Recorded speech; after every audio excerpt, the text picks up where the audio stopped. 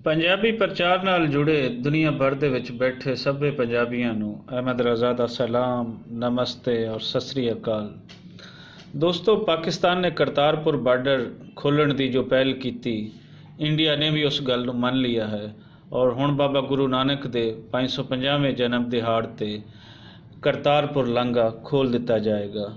इस बारे दुनिया भर तो आए यात्री की आखदे ने, आओ असीं तुहानूं इह सुणवांदे हां। असां इह गल बाबा गुरु नानक दे जन्म अस्थान ननकाणा साहब दे विच इन्हां पंजाबी प्यारिਆਂ ਦੇ ਨਾਲ ਕੀਤੀ। आओ सुणदे हां। ਅਸੀਂ ਪਾਕਿਸਤਾਨ ਗਵਰਨਮੈਂਟ ਦਾ ਬਹੁਤ ਥੈਂਕਫੁਲ ਹਾਂ ਕਿ ਉਹਨਾਂ ਨੇ ਸਾਡਾ ਖੋਲ੍ਹਤਾ ਕੋਰੀਡੋਰ ਡੇਰਾ ਬਾਬਾ ਨਾਨਕ ਦਾ।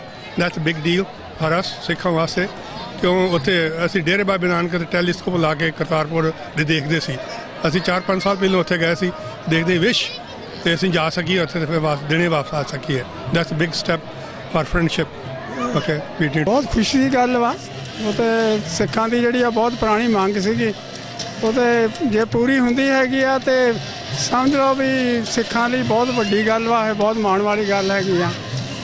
ਤੇ ਬਾਕੀ ਇਹਨਾਂ ਦੋਨਾਂ ਮੁਲਕਾਂ ਦੇ ਵਿੱਚ ਆਪੋ 'ਚ ਜਿਹੜੀ ਕੜਤਨ ਦਿਖਦੀ ਆ, ਮਰੂਮ ਹੁੰਦੀ ਆ, ਉਹਦੇ ਲਈ ਵੀ ਬਹੁਤ ਫਾਇਦੇਮੰਦ ਹੋਊਗੀ ਇਹ।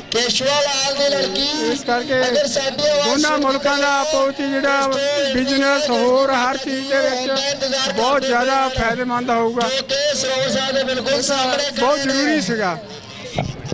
ਉਹ ਖੁੱਲ੍ਹ ਜੇ, ਸਾਡਾ ਬੇਟਾ ਤਾਂ ਵੈਸੇ ਬੜਾ ਖੁਸ਼ ਉਹ ਤਾਂ ਕਹਿੰਦਾ ਖੁੱਲ੍ਹ ਜੇ, ਕਦੋਂ ਤੱਕ ਖੁੱਲ੍ਹਦੇ ਹੈ।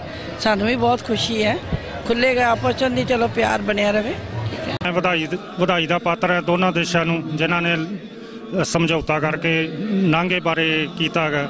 ਬਹੁਤ ਖੁਸ਼ੀ ਦੀ ਗੱਲ ਹੈ ਅਤੇ ਇਹਦੇ ਨਾਲ ਦੋਨਾਂ ਦੇਸ਼ਾਂ ਦਾ ਮਿਲਾਪ ਹੋਊਗਾ, ਕਰੀਬ ਹੋਣਗੇ ਦੋਨੇ ਦੇਸ਼।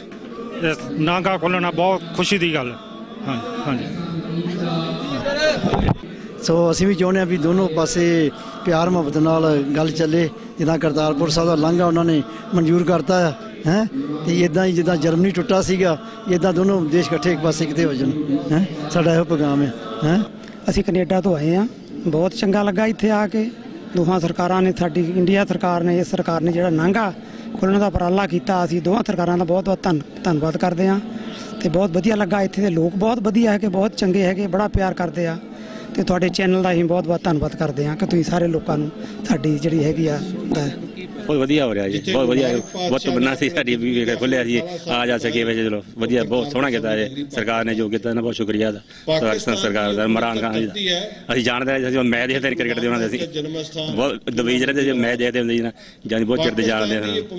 ਬਹੁਤ ਸਹੀ ਹੈ ਜੀ, ਬਹੁਤ ਸ਼ੁਕਰੀਆ।